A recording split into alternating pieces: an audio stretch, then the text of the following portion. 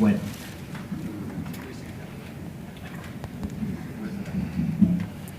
Disculpe. Buenos días a todos. Buenos días, Pedro Juan. Buenos días. Un placer estar aquí. Bueno, primero que nada, agradecer a Conarte, ¿no?, por esta invitación. Y bueno, es un verdadero honor estar aquí acompañándote en este diálogo. ¿Qué te parece si entramos de lleno a lo que nos... Sí, ya que todo ha sido tan rápido, tan expedito, ¿no? Primera vez que veo una ceremonia tan maravillosa. 3 minutos. 3 minutitos y ya entramos enseguida en materia, ¿no? Adelante. Bueno, pues ya que estamos entonces en calorcito, empezamos con la pregunta grande. ¿Qué significa para ti escribir? Bueno, para mí escribir es ante todo un proceso de pensamiento y de reflexión, permanentemente. Yo creo que es lo que uno hace cuando escribe, siempre está pensando en algo que te ha sucedido, en algo que has experimentado un rato antes, o unos días antes, o unos años antes, ¿no? Y al escribirlo, lo ves ahí en blanco y negro, y eso como que te ayuda a pensar, a reflexionar, o a apropiártelo, o a separártelo, o a odiarlo, o lo que sea. Me sucede, esto es mucho más evidente sobre todo con la poesía. La poesía siempre viene a mí de una manera muy inesperada. Los cuentos, las novelas es otra cosa. Por ejemplo, ahora yo acabo de terminar una novela, se llama Fabián y el caos, y estuve 21 años pensando en esa novela. Desde 1991, febrero o marzo de 1991, yo me di cuenta de que había sucedido una serie de cosas a lo largo de muchos años en mi vida y que ahí había una novela.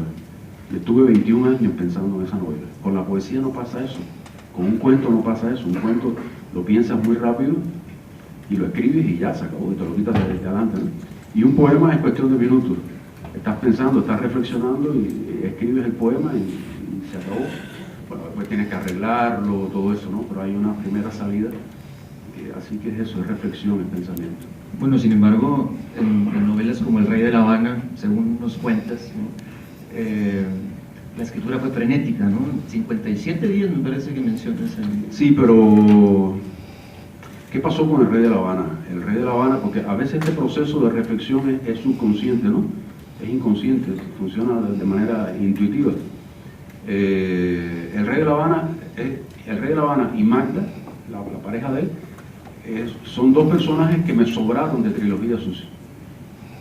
Yo no podía más ya con Trilogía Sucia de La Habana. Llevaba 3 años escribiendo los cuentos de Trilogía Sucia de La Habana. Yo estaba muy desmoralizado, me sentía muy mal anímicamente, y dije, bueno, ya hay 60 cuentos, se acabaron, eran 3 libros, yo ni sabía que se iba a llamar Trilogía Sucia, eran 3 libros de cuentos, y cerré. Pasaron 2 o 3 meses y estos personajes me seguían molestando, me seguían arriba de mí, hasta que un día me di cuenta de que tenía todo el inicio y una parte de la novela, ¿no? Y además el final, sabía lo que iba a pasar al final. Entonces empecé a escribir una época terrible en La Habana, que es julio y agosto. Escribí a base de café y de aspirinas fue horrible, pero fue también como una posesión, ¿no? Una posesión demoníaca lo que pasó con El Rey de La Habana. Yo me puse muy mal, no me bañaba, lo que hacía era beber nada más, desesperadamente. Mi mujer, la que era mi mujer en ese momento, creía que yo me había vuelto loco porque yo me levantaba de madrugada y me ponía a escribir. Y si no, me iba para la calle a un mercado que hay ahí con gente que venden cosas en ese mercado, en Cuatro Caminos, y me iba para allí, me pasaba horas allí. Cuando regresaba seguía escribiendo. Fueron 57 días como de una especie de posesión demoníaca. Terminé muy mal también ese libro. Ya por suerte, Animal Tropical, ya como me recuperé un poco, ¿no? Ya no seguí, pero Trilogía y El Rey de la Habana fueron un libro que yo sufrí demasiado. Bueno, en Animal Tropical precisamente mencionas algo que, bueno, que de alguna manera explica algunos aspectos de tus textos anteriores, no del Rey de la Habana, pero sin embargo sí de la Trilogía Sucia y del resto del ciclo, del Centro Habana, de los otros 3 libros, ¿no? Dices, escribir en primera persona es como desnudarse en público. ¿Acaso por eso, no? ¿Será que fue tan dolorosa esta experiencia de escritura de la trilogía? Bueno, porque aparece este personaje, Pedro Juan, ¿no? que refleja en gran medida tu propia condición, ¿no? Sí, a ver cómo te explico. Estos libros no obedecen a un proyecto intelectual, ninguno, ni trilogía, ni El Rey de La Habana. Son libros muy autobiográficos que yo los voy escribiendo casi como un diario. Van saliendo, pero sí hay una voluntad muy clara, que yo la tenía muy clara, de confundir al lector. Confundir al lector, que el lector nunca supiera dónde está la realidad y dónde está la ficción. Yo tenía esa era la única idea prácticamente que tenía preconcebida al empezar a escribir Trilogía Sucia y El Rey de La Habana. Que hubiera una mezcla de realidad y ficción donde no se vea la sutura, no se vea la costura.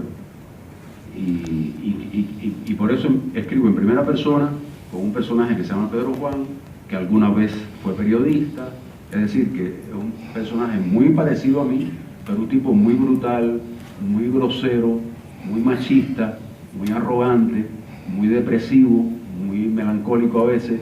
Es decir, es un tipo muy complicado psicológicamente, es un tipo infernal unas veces, angelical en otros momentos, que no piensa mucho, que no reflexiona mucho, lo que hace es actuar desesperadamente, pero como que no piensa y no mide las consecuencias de lo que hace y de lo que dice, ¿no? En ese sentido, sí, estos libros son un striptease,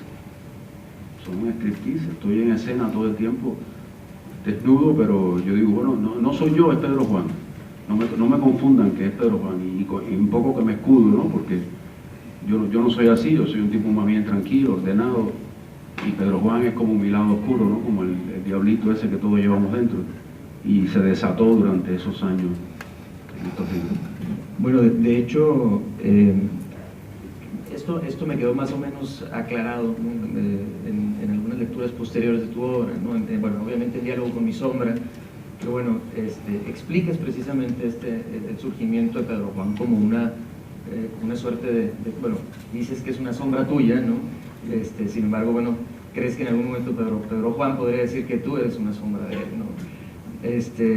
Y bueno, y por otro lado lo aclaras en dos relatos que para mí son quizás de lo más fascinante que he llegado a descubrir tu obra, ¿no? Que están los dos contenidos en La melancolía de los leones.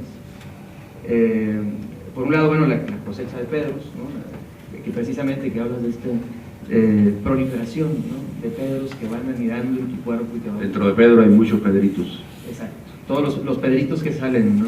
Y bueno, y otro que quizás es un poco más por asociación, el otro Julio. Pero bueno, ¿qué te parece si empezamos con una pregunta sobre las cosechas de Pedritos? ¿Cuántos Pedritos hay en Pedro Juan? Pedro Juan Gutiérrez, quiero decir. Yo creo que todos los seres humanos estamos integrados por muchas personas dentro de nosotros, ¿no? Dentro de mí hay un tipo muy rabioso, muy brutal, hay otro tipo muy inteligente, hay un místico budista religioso que aspira a ser un monje calígrafo, evadido ahí en una montaña escribiendo haikus. Hay otro que no puede vivir sin las negras, necesita desesperadamente el sexo con negras en Centro Habana y el alcohol. Hay otro que se aleja hacia la playa, hacia Guanabo, al este de La Habana, y se pasa 3 días haciendo ejercicio y sin mirar a nadie, un poco neurótico. Y cuando yo era joven me daba mucho trabajo conciliar a todos esos Pedro Juan, ¿no? Porque yo quería conciliarlos, hasta que al final me di cuenta de que no hay que conciliar a nadie.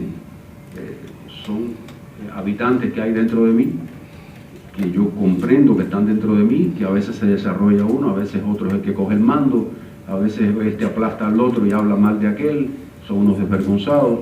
Bueno, pues yo me acepto así, y tranquilamente hay que hacerlo.